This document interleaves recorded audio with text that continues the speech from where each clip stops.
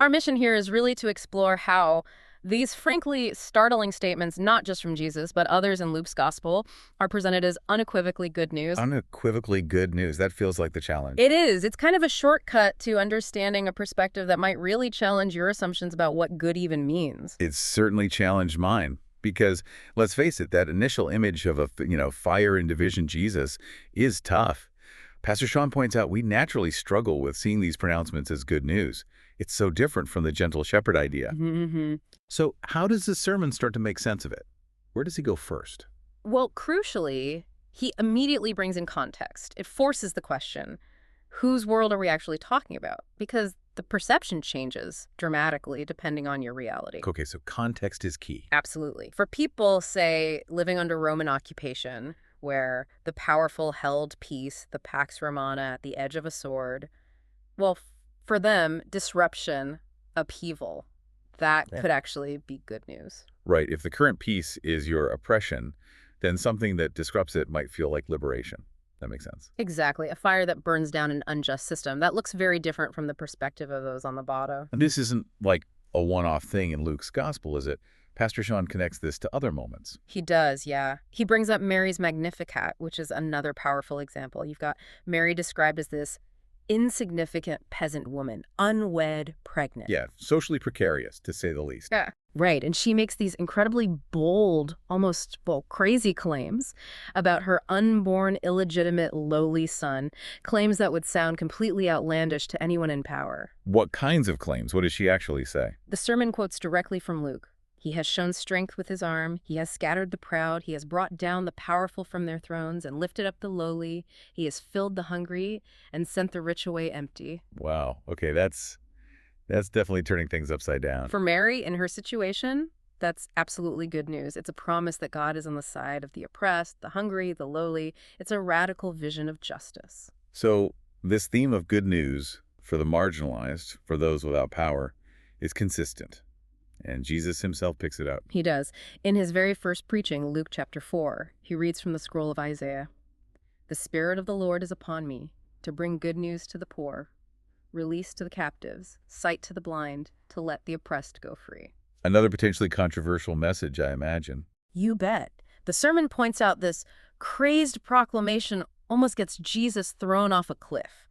So, just like the fire statement, the reaction wasn't exactly universal applause. Right. Some people heard that and thought, wait, good news for who? Precisely. Those comfortable with the status quo, they'd be thinking, in what world is this good news? It's a threat to them, to their position. Which I guess brings it to us today. Pastor Sean acknowledges that even now, in the church, people might be asking that same question. In what world is this good news? Especially if we aren't poor or captive. Exactly. And that's where the relevance really hits home for, well, perhaps for you listening. The sermon insists this message is unequivocal good news for those whose world is poverty, hunger, captivity, oppression. For those on the margins. Yes, for those who might not feel welcome, even in church sometimes. For them, a God who promises to scatter the proud and lift the lowly, that's pure hope. The fire brings cleansing and change for them. That reframing is really important. But then Pastor Sean does something quite brave, I think. He turns the mirror on himself, and by extension, on those of us maybe in more comfortable positions. He does. It's a very vulnerable moment in the sermon. He says, basically, I'm not poor. I'm not captive. My heart's too proud. I'm not hungry. I have undue power. I even have a throne.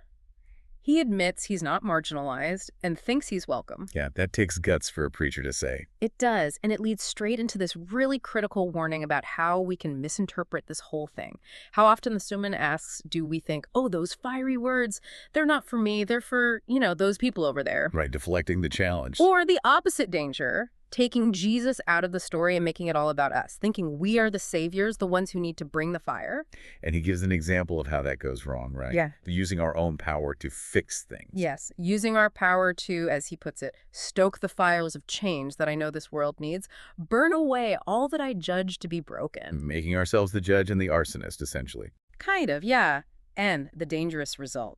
If it just stokes division, not peace, we might wrongly think we're doing Jesus's work, maybe even see ourselves as the second coming, all while clinging to our own power, our own throne. That's a sharp critique of, well, maybe activism done with the wrong heart wanting change, but not wanting to give up anything ourselves. Precisely. It's wanting to wield the fire, but on our own terms. Yeah. And this is where the sermon delivers, I think, its most profound twist. Okay, what's the twist? The fire that Jesus actually brings by standing up for the poor, by challenging the powerful, by living out Mary's song, that fire ultimately gets directed at him. At Jesus himself. Yes.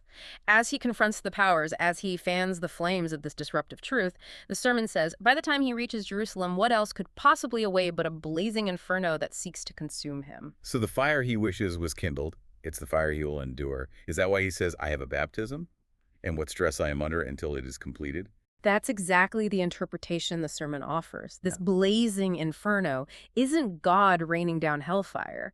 It's Jesus' baptism, his suffering, his endurance of the cross. Wow. And critically, Jesus doesn't fight fire with fire in the way we might expect. He doesn't call down legions of angels or overwhelm earthly powers with raw divine force. So what does he do? Instead, the sermon says, Jesus instead walks through the fire, gives of his very own self for the love of a world that had tried to burn him to the ground. That self-giving love, even through immense suffering, that is the good news. Okay, that fundamentally changes the image. It's not about destructive power from above, but transformative love from within, even through pain. Exactly. It redefines power, redefines victory. So if that's the good news, this radical self-giving love, how does that help with a world that still feels like it's, constantly aflame with division and injustice? Well, the sermon puts it starkly. If we think we are the saviors, that we have to fix everything with our own plans and our own fire, then no, this good news doesn't mean much. We'll just keep burning things down in the wrong way. We miss the point. We miss the point.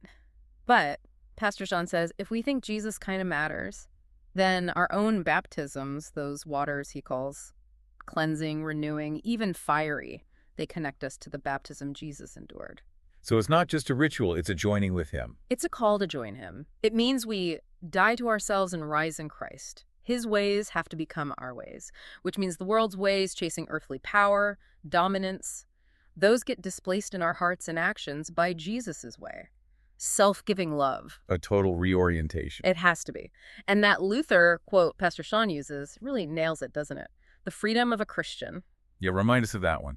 As Christians, we do not live in ourselves, but in Christ and the neighbor. We live in Christ through faith and in the neighbor through love. Living in the neighbor through love. That's the practical outcome of this fiery gospel. That's the call. The sermon ends right there, making it incredibly direct for you, the listener. It means living in the neighbor, all our neighbors, even the ones who won't us, the ones we might secretly want Jesus to set on fire.